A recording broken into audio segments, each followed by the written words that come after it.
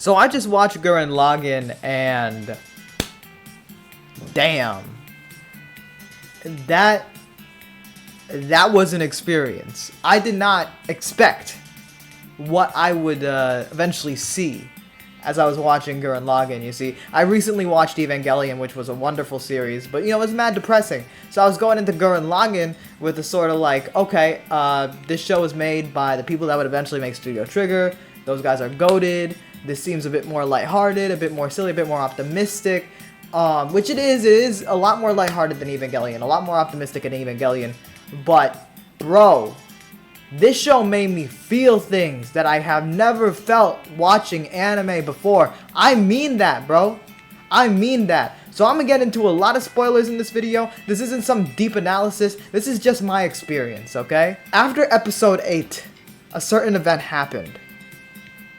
Again, there's gonna be spoilers, so I'm gonna warn you. You're gonna hear what the event was. When Kamina died, that hit hard. But you know what hit harder?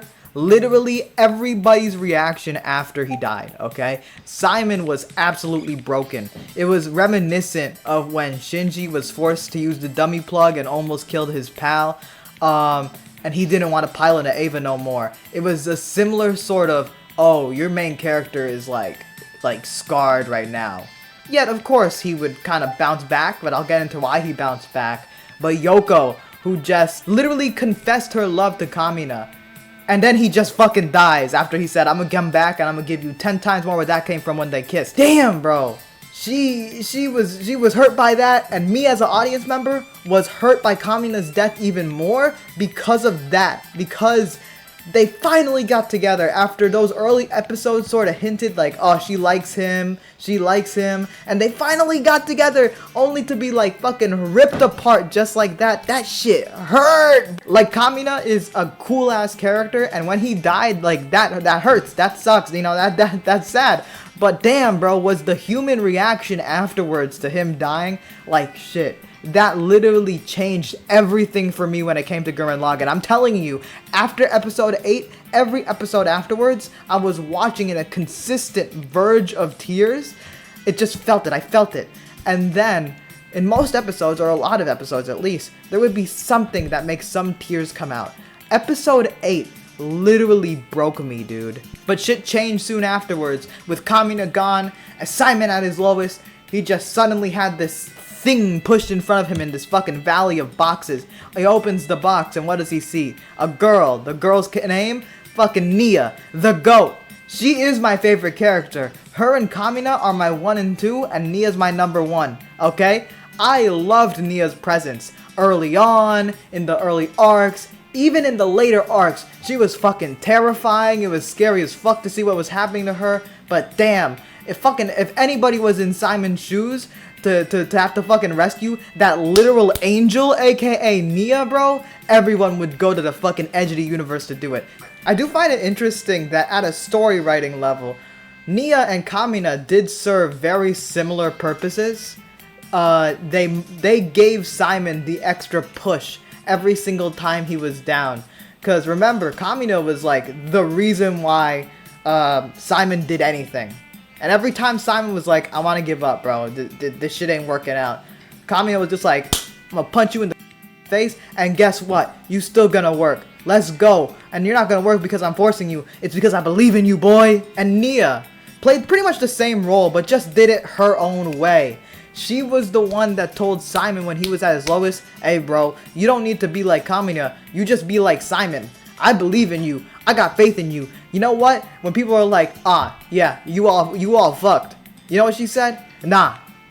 You know why? Because I believe in Simon. She is the GOAT. She's the real one. And oh my gosh, did what happened to her in the later arcs, the second half, that hurt so much. It hurt so much. When everything seemed alright, when human civilization was back, when Simon and the rest of the crew, they made the impossible possible, okay? And when Simon literally proposed to Nia, what happened the fucking same day of, bro? Oh, well, the anti-spirals? Yeah, we're gonna use Nia as our messenger, okay? We're gonna completely take control of her, and she's gonna talk about how the world's gonna end, and Simon's gonna be like, what the fuck is going on with my wife? And let me go back to me real quick. Like I said, every single episode after episode 8 got me on the verge of tears consistently. Now, not every episode made me cry, but every single moment I watched the show, I was on the verge of tears, bro. Happy tears, sad tears, all kinds of tears. And again, I'm a huge Nia fan. I loved the role she played in the early arcs, okay?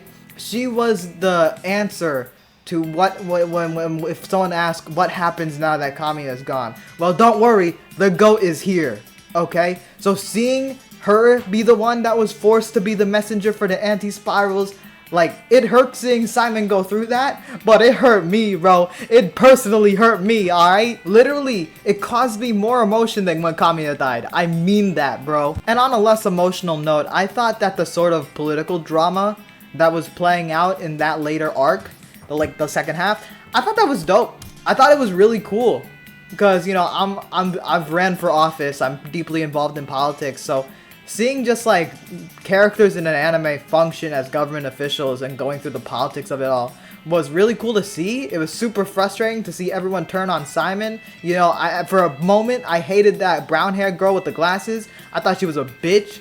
But I was being a little too harsh on her. I get her. And when Simon was able to prove everybody wrong, and when he was the one that saved the Earth from the falling moon, and, you know, seeing the overall actual incompetence from the government that overthrew him, from his friend, the forehead kid, I kind of forgot his name.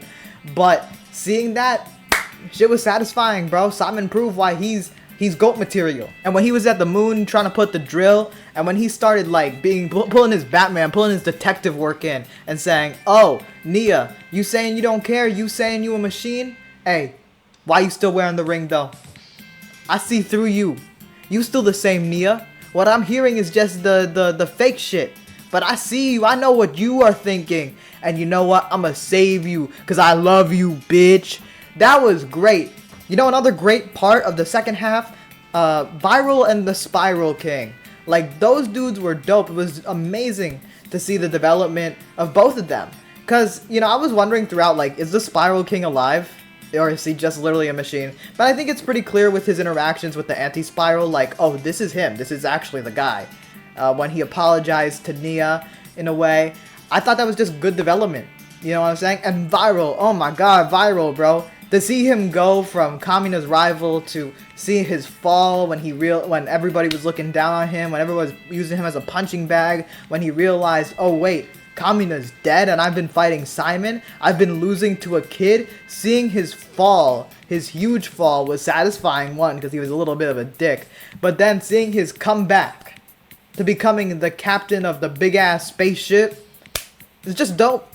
It was just great to see. He's a really good character. And even though he was a dick in the early parts, that doesn't mean he was bad or annoying to watch. I thought he was cool, man. He was a good rival and an even better friend. Now to finish off this video, let's go back to the GOAT, Nia. She was finally saved by Simon, which isn't necessarily a surprise, but damn, it was satisfying to see. It was a satisfying fight. There was a lot of sacrifices made to save her and the universe broadly and every spiral race out there.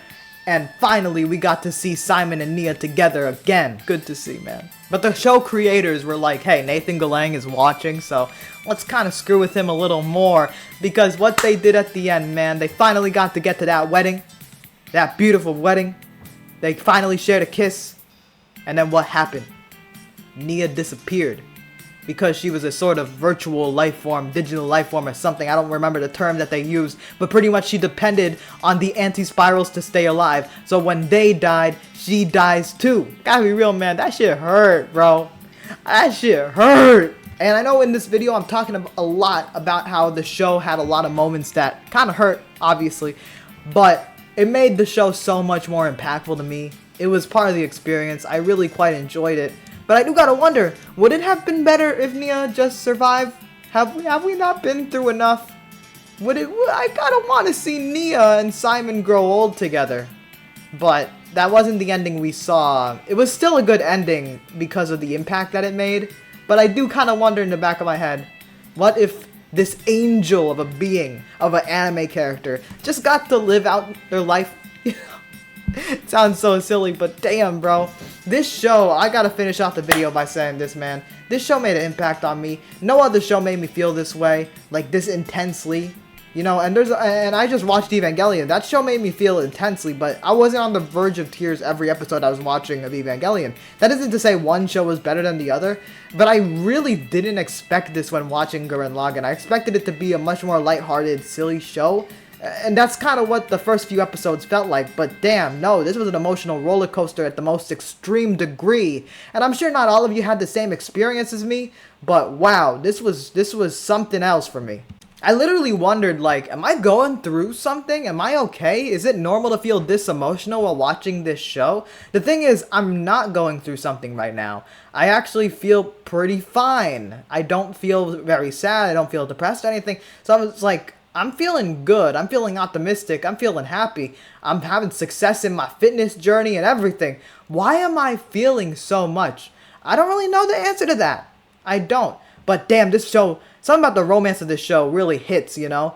Yoko never having any success, but in the fucking saddest fucking ways possible. Not because she can't get a guy. She can get a guy, but both of the guys that she likes sacrificed themselves for the greater good.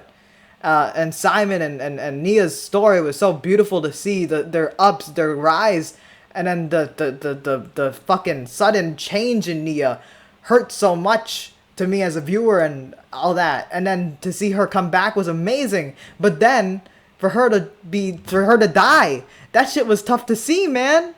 That shit was tough to see.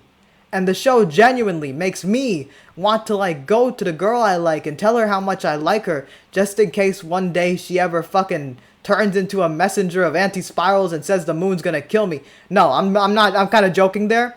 But damn, bro, the sensation, the emotion, I get this show, like, is the most intense, like, reaction to me of an on-screen romance, genuinely, for multiple characters.